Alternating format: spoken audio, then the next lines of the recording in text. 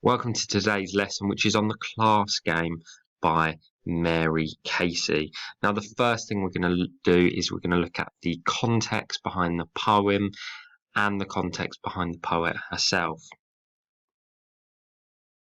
Now, not a great deal is known about Mary Casey. We do know a few things about her. She was a housewife from Liverpool, and she was also a contributor to a poetry magazine called Voices. Now, this collection or magazine, Voices, specifically published working class poets, and it was all about conveying the experience of people who considered themselves working class.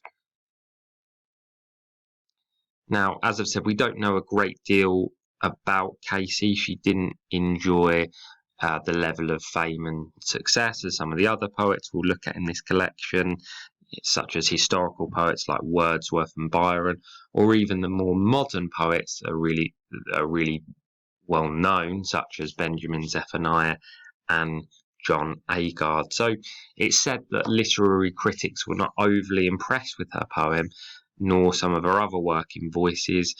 Is this significant? You could argue it is, actually. This is a working class poet portraying specifically a working class experience. And in this poem that we're going to look at today, the experience is specifically how she deals with being working class. So is it surprising that elite literary critics didn't approve of her work? Some would argue no, this is not surprising, and perhaps even a little ironic.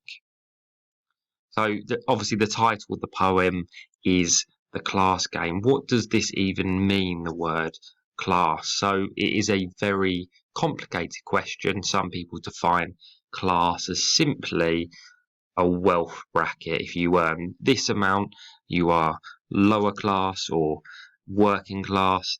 If you are in this bracket, you are middle class, and if you are in this wage bracket, you are upper class. Obviously, others would perceive class as a lot more complicated than that.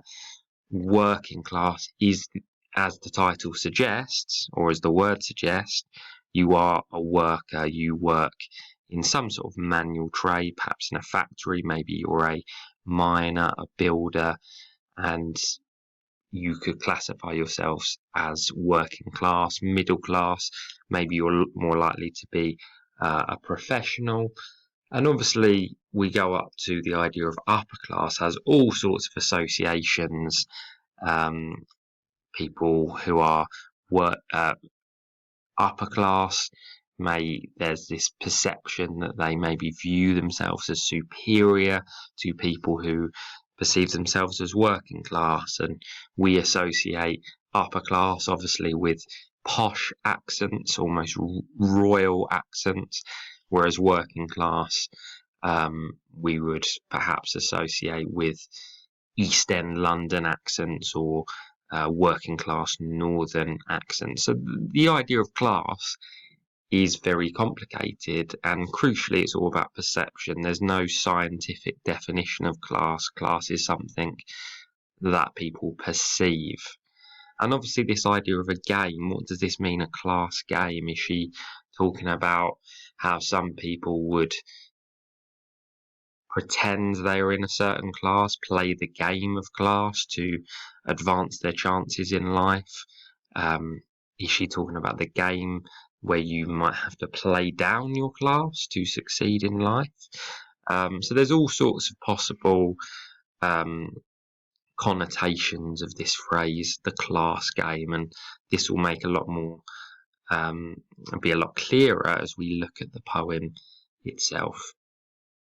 So we'll just look into a bit more context. You can see this image is taken outside of a job centre, and obviously this is true today. If you are out of work, you can go into a job centre and you will be helped in your pursuit of a job, and that you will also receive what's sometimes informally known as dole money. So you will, whilst you are looking for a job, you will get a certain allowance every week. Now you can see these signs that they're holding up. It says Giza a job, Maggie. Now who is Maggie? Okay, so Maggie is a nickname for Margaret Thatcher, who was the Prime Minister of Britain from 1979 all the way through into the very, very early 90s, but she is associated with 1980s Britain, and this is when the poem was released, and most definitely when the poem is set.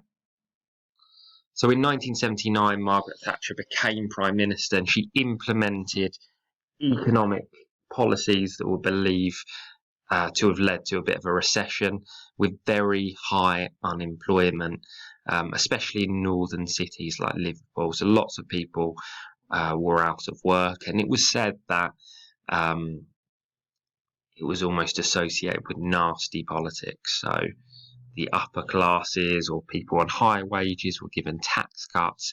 Meanwhile, those at the very bottom, the working classes, were not having a very good time at all, experiencing, as I've said, high levels of unemployment. So this was very much the backdrop to the poem.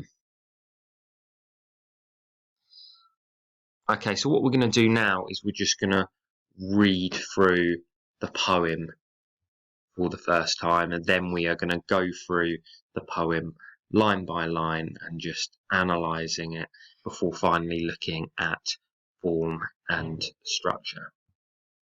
Okay, so I'm not going to attempt a working class Liverpool accent. I'm just going to read through the poem and then we are going to analyse it. Okay.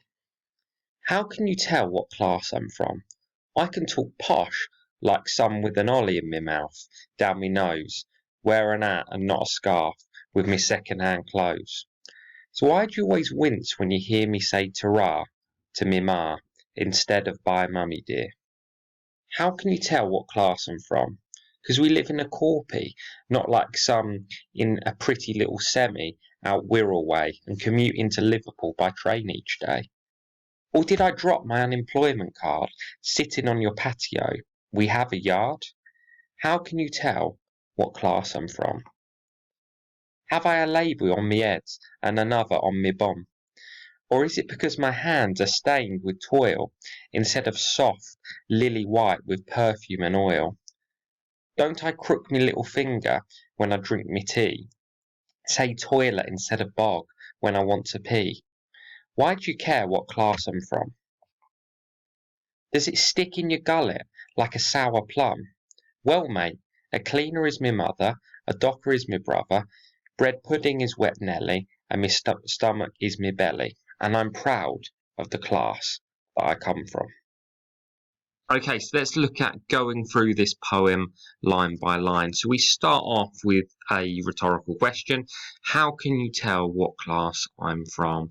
So she's immediately establishing quite a confident, almost confrontational tone. She is taking on those people who look down on someone because of their class. She also questions the very idea of class here. How can you tell what class I'm from? And actually linking back to the title, class being a game, as I've sort of alluded to, there is no scientific category of class. So everything to do with class is all about perception, and she's taking on those perceptions of class in this poem. So the second line, she says, I can talk posh like some with an ollie in me mouth. So the idea that she can turn on a posh accent, obviously she is a working class person from Liverpool, so that is her natural way of speaking. But she has suggested she can turn on a posh accent. Again, linking back to the title of it all being a game. She can play that game if she wants to. Obviously, she chooses not to play that game. Now, what does this mean? An ollie in my mouth. So an ollie is really like a plum. Okay, so there is an old idiom or expression to speak with a plum in your mouth or have a plummy accent. And all it means to speak with a plum in your mouth, it simply means to talk posh. There's an association, again, with upper class people that they speak with a plum in their mouth, and they speak with a deliberately posh accent, almost to distinguish themselves from working class people who perhaps they look down on. And again, it says, with an ollie in my mouth, down my nose. What does this mean, down my nose? So it's a very common expression that obviously is used to this day. To look down your nose at someone is to look down at them, to perceive them as lesser beings just because they're, in this case, from a different class. So she goes on to say, down me nose, wear an hat, not a scarf. So it's very interesting what marks out class in this poem. And as I've said, class can be all sorts of things, but in this case, it's simply the difference between a hat and a scarf.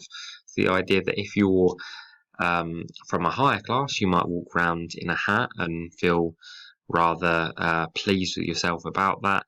And if you're from a lower class, you would have a scarf to keep you warm. So it's those simple signifiers of class: a hat, upper class; a scarf, lower class.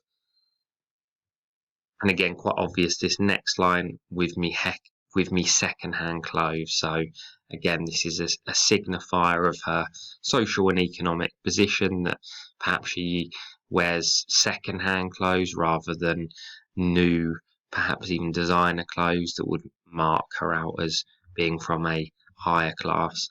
And it's very interesting, she uses a dialect here. So when I was reading it, I couldn't help but almost go into character, because she talks about me secondhand clothes, and that's not a typo. It's simulating or imitating the way she would speak. With me secondhand clothes almost forces you into a sort of northern working class accent as you say that. You read out that dialect, with me secondhand clothes. And we're going to look at another poem in this series called Half Caste, and that also uses a dialect. So that's obviously a valid point of comparison. So this next couple of lines is very interesting. So she says, so why do you always wince when you hear me say ta-ra to me ma instead of bye mummy dear? So we talked about clothes being a signifier of class. This is language. So how you use language links to class, and it's all part of this class game. And it's very interesting. She says, why do you always wince? So it's suggesting that word wince, almost they have a physical, upper class people have a physical reaction of disgust when they hear a working class accent. They physically wince. And again, ta-ra just means hello. Obviously, this is, you're more likely to say ta-ra if you're from the northern part of England, and indeed if you're part of the working class. And again, bye mummy dear is a very stereotypically upper class way of greeting your mum. Bye mummy dear, almost comedic in tone here. So again, she repeats this rhetorical question: how can you tell what class I'm from?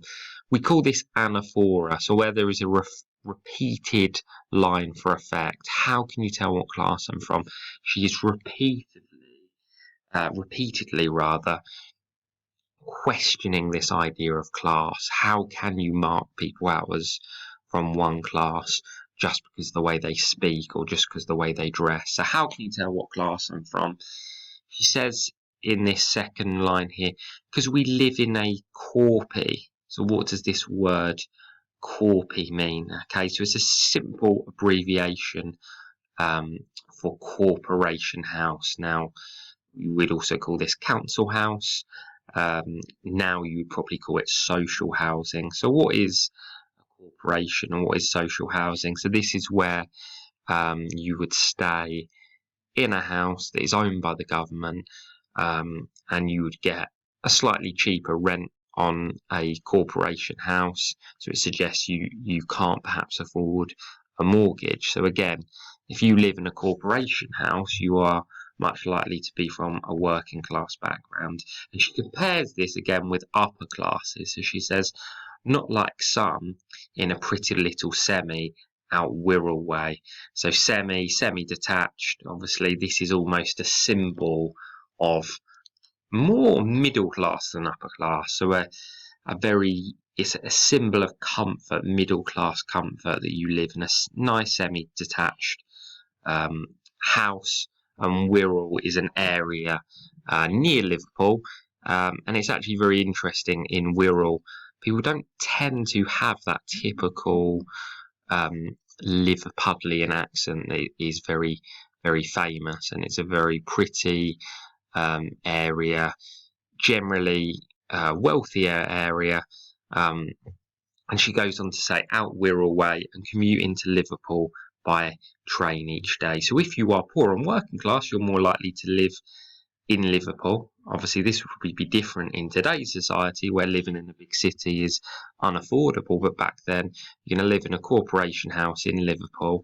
If you're middle class or upper class, you live in the Wirral, you live in a nice, pretty area. They're all very middle class, and you commute into Liverpool, then go straight back out, away from all of those dreadful working class people, as she is almost alluding to here. Not that she thinks they're dreadful, but this is that kind of perception of middle class. They can escape the working class by evacuating back out to the Wirral, and it's almost a sanctuary.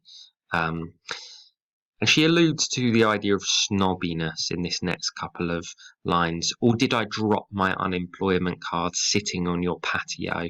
We have a yard.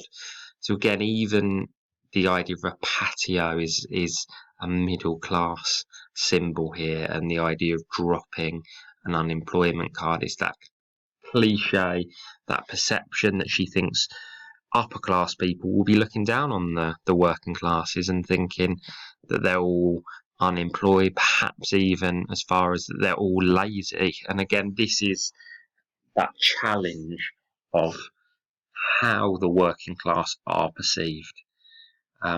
We go back to this anaphora. How can you tell what class I'm from? So again, she sort of tries to answer this anaphora, this rhetorical question. How can you tell what class I'm from?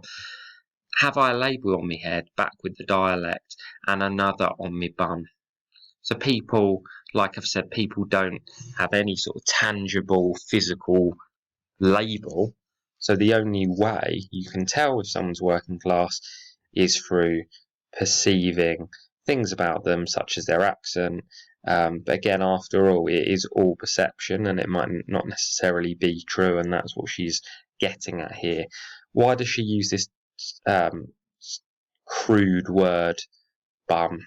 So again, it's part of it is obviously for comedic effect.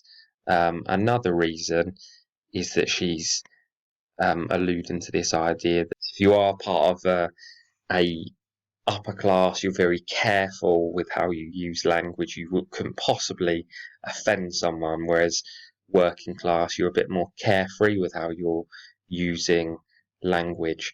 This is very significant, this next line. Or is it because my hands are stained with toil? This word toil means work, and this is sort of the essence of the working class idea, that you are working with your hands. You are a miner, you are in construction, you are working in a factory. You are not a professional person working in an office environment. You are using your hands day in, day out. And again, that could be, it links in, it's another signifier of class, the idea that your hand will reflect the fact that you have spent your life in hard manual work.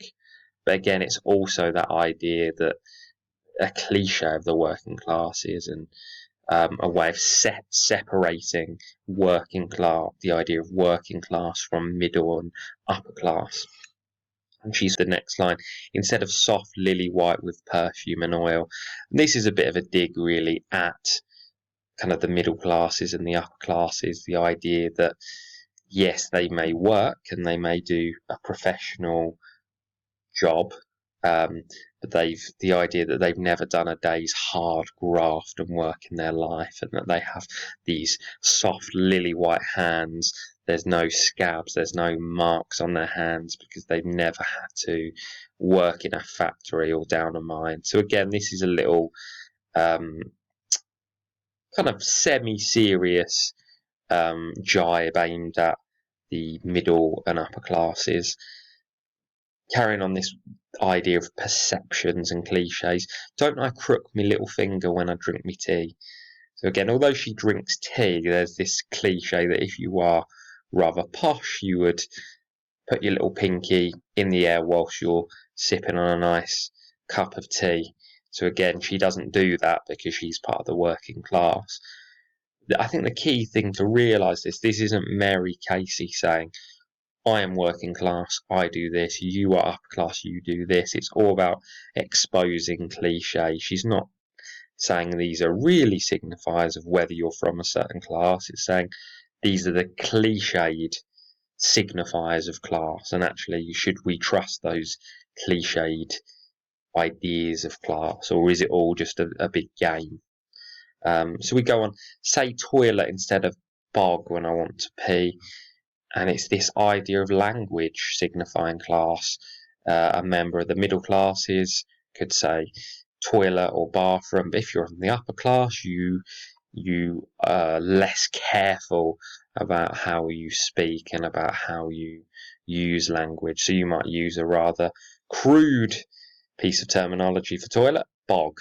Okay, you go to the bog instead of can I be excused to go to the bathroom? I'm going to nip to the bog. And again, back with this anaphora, why do you care what class I'm from? So actually, really to correct myself, anaphora, it is linked with the anaphora, but she subtly changes it.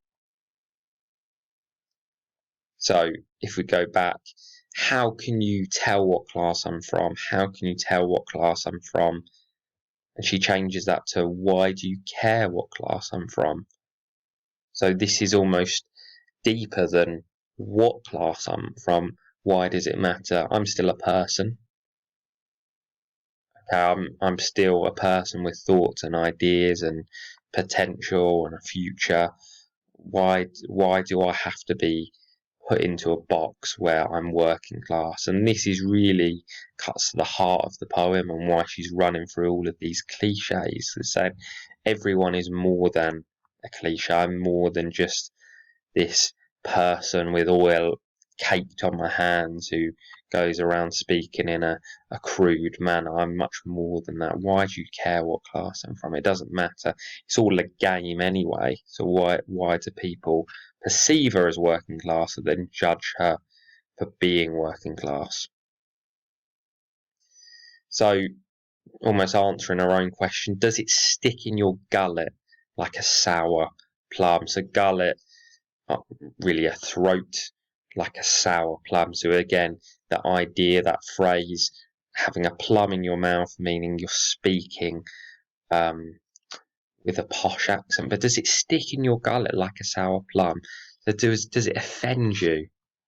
Does it cause you pain that I'm from a working class? Is what she's sort of getting at here. And then she says, well, mate, again, quite colloquial language here. And all of this next 4 lines is about proving her working class credentials. So she says, a cleaner is my mother, a docker is my brother, bread pudding is wet Nelly, and my stomach is my belly. So she's saying, I've got a working class mum who's a cleaner. Again, the idea of manual trade is a working class profession here.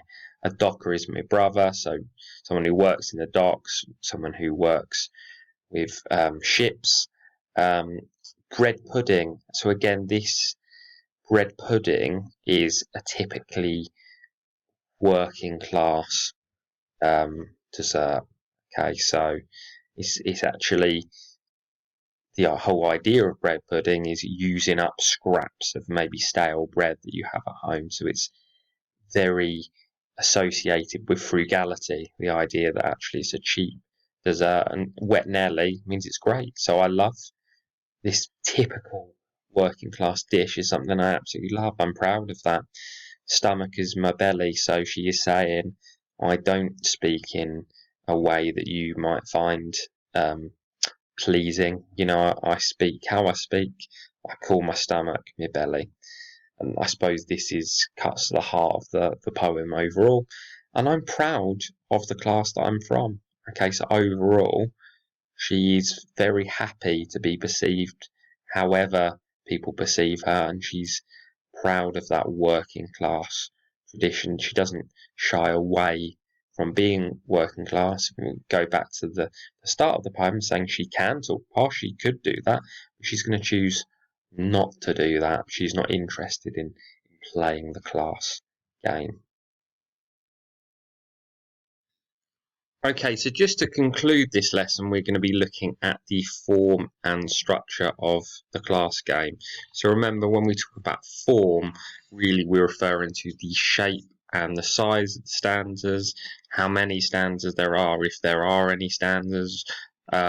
It also refers to the type of poem. So is it a sonnet? Is it a monologue? Is it a ballad? Now, in this case, we are looking at a dramatic monologue. Okay, so it's one person speaking, but they're speaking rather than a soliloquy. They're speaking to someone, and why is it a dramatic monologue? Because it is one person's opinion on class, and it really gives Mary Casey an opportunity to speak in first person perspective and to convey really her anger and frustration at being pigeonholed and labelled in crude terms as a member of the working class. And again, this very much links to the form of the poem overall. It's one long stanza. So although I've made it into bite-sized chunks, it is in fact just one, as you can see if you've got the poem up in front of you, it is just one long continuous stanza. Why is this the case? Why is it one long stanza? Why doesn't Casey chunk up the poem into neat stanzas? Well, really very simple. It enables us to feel her anger, and her anger and frustration is such that there's no pause. There's no pause for thought. It's one long outpouring of frustration. And although this is in some ways quite a light-hearted poem and has some comedic elements, actually there's a serious backdrop of what was going on in the 1980s with Thatcher and unemployment. She's very angry. This one stanza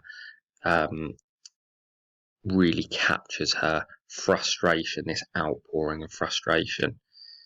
So when we look at structure, or when we think about structure, we're about the rhyme scheme and possibly any use of punctuation. So in terms of the rhyme scheme, then it uses inconsistent rhyming couplets. We start off and we think this is going to be rhyming couplets, but then she deviates from this. Why is this? What is the deeper analysis? Well, one possible way you could look at this is that she can't contain her anger into a neat rhyme scheme, so her frustration cannot be contained by AABB rhyme scheme, and that it breaks out from that rhyming couplet form.